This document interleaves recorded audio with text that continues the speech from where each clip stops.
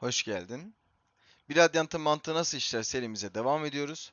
Bu seride Twitch'te yayındayken aldığım güzel kliplerde nasıl bir mantıkla hareket ettiğimi anlatıyorum. Lafı uzatmadan videoya geçiyorum. Burada rakip A'ya giriş yapacak. Smoke düşüyor. Ve bunun Şurayı bir üzerine K satsana oynarken varsa. sürekli yaptığım bir hareket yapıyorum.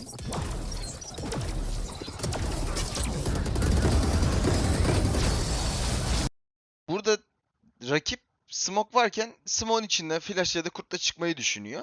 Ben de molotof atıyorum. Yani genellikle molly düştüğü zaman rakip olarak, rakibin gözünden gördüğümüz zaman önümüze bir molly düştüğü zaman şunu diyoruz. Tamam, bu molly varken rakip buradan pushlamaz. Bu mantıklı bir hareket değil. Mantıklı bir hareket olmadığı için de bunu beklemiyorlar. İşte burada beklenmeyeni yapıyoruz aslında yani. K oynarken molotof attığınız bölgeye eğer smoke varsa veya bir köşe ise üzerine flash'la piklemeye çalışın. Yani normalde alacağınız flash kill'lerine göre çok daha rahat kill'ler çıkartabilirsiniz. Diğer klibe geçiyorum. Maç 11-10, 4v5'iz. Çok Tamam, kritik bir iki round. AK spike bakıyor. Ve benim molim dışında rakibin bombayı çözmesini durduracak hiçbir skillimiz yok. Bu noktada benim ekstra oynamam gerekiyor. Molimi atıyorum, içinden flash'la çıkıyorum.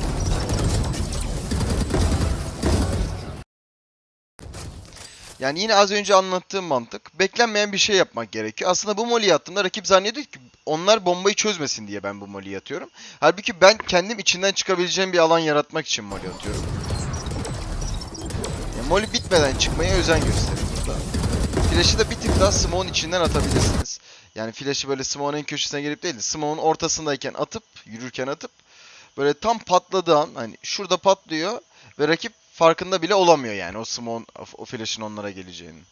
Böyle bir noktada atmaya çalışın. Adam burada geziyor. Burada 3v4'üz. 7-2 yeniliyoruz.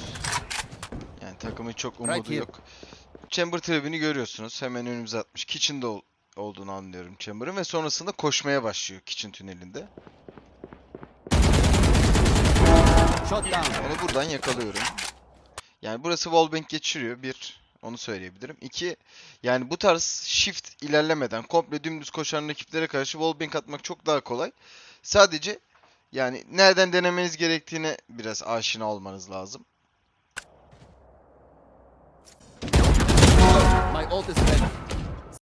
Burada rakibin silahı gözüküyor.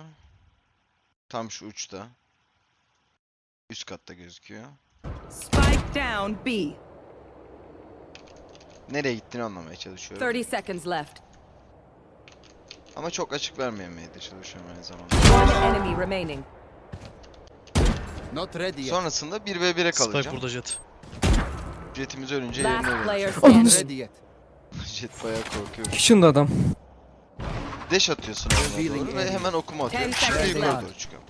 Şimdi bu tarz pozisyonlarda high advantage gerçekten çok önemli. Yani rakibin nerede olduğuna dair çok fazla fikriniz olabiliyor. Onun için özellikle B site'da kalacak kaldıysanız eğer mümkünse o riski alıp yukarı çıkmaya çalışın. İpten yukarı çıkmaya çalışın. Çünkü bu bir risk. Yani yukarı çıkarken seni görebilir. Örnek veriyorum. Tam şu bölgede sol açıkta olsaydı eğer, solu açığa çıkabilmiş olsaydı yukarı çıkarken beni görecekti. Ya da mid bölgesinde olsaydı jet beni komple görüyor olabilirdi ipe çıkarken. Ama bunlardan birinde olmadığını düşünüyorsanız ya da bir timing yakaladığınıza inanıyorsanız bu tarz durumlarda yukarı çıkmanız gerçekten çok önemli. Çünkü aşağıdan yukarıyı görmesi çok kısıtlı rakibin. Yani hani benim yukarıda olduğumu tahmin etse, görse bile beni vurabilmesi için önce iyice açılıp İyice okuman lazım. İyice yani. kata bakması lazım. Ki bu yukarıda olmam düşük bir ihtimal. Aşağıda da olabilirim. Her şeye aynı anda vakit ayıramaz böyle kısıtlı 8-8. 8.8 saniyenin kaldığı bir vakitte. Yukarı çıkıyorum ve sakince bekliyorum. Acele etmiyorum. Bombayı tepliyor burada ve sonrasında bir daha tepliyor. İkinci teplemesi zaten 4 saniyenin altında kaldığı için şey yapmıyorum.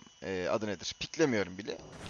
Sonrasında sakince ilerleyip killimi alıyorum. Sakuruyor. Spike planted. Burada Omun'la 1v1'deyim. Yani 1v1 clutch'larda sakin kalmak, rakibin aklını okumaya çalışmak gerçekten çok önemli. Çünkü pozisyonu çok güçlü burada. Heaven Under'a geçiyor. Bomba ona kurulu.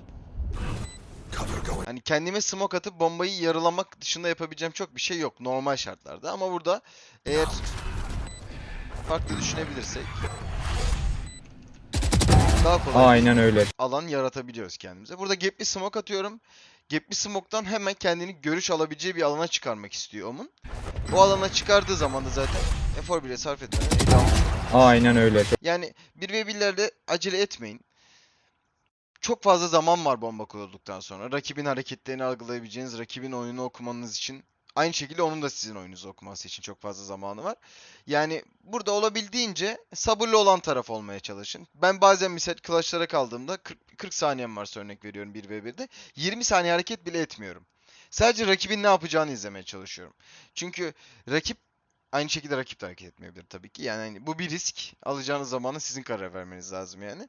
Çünkü genelde 1v1'lerde eğer çok tecrübeli değillerse hareket edip sürekli bir şeyler düşünüp hareket etmeye çalışıyorlar. Halbuki belki de siz o düşündüklerinin hiçbirini yapmıyorsunuz ve bambaşka bir düşünce yapısındasınız. İşte bunu aslında yaratmaya çalışıyoruz yani. Çünkü 1v1'e girdiğimizde ilk önce aklımıza şu geliyor. En mantıklı, en zekice, en rakibi şaşırtacağım şeyleri düşüneyim. Bazen en şaşırtacağınız şey hiçbir şey yapmadan beklemektir sadece yani. Tabi beklerken de hazır olmanız lazım. Burada kapanışı eğlenceli bir kliple yapmış olalım. Videoyu beğendiysen beğenmeyi, daha fazlasını görmek istiyorsan da kanala abone olmayı unutma lütfen. Pazar günü hariç her gün yayındayım. Merak ettiğin her şeyi hiç çekinmeden gelip yayınlarda bana sorabilirsin. Değerli vaktini ayırdığın için teşekkür ederim. Görüşürüz.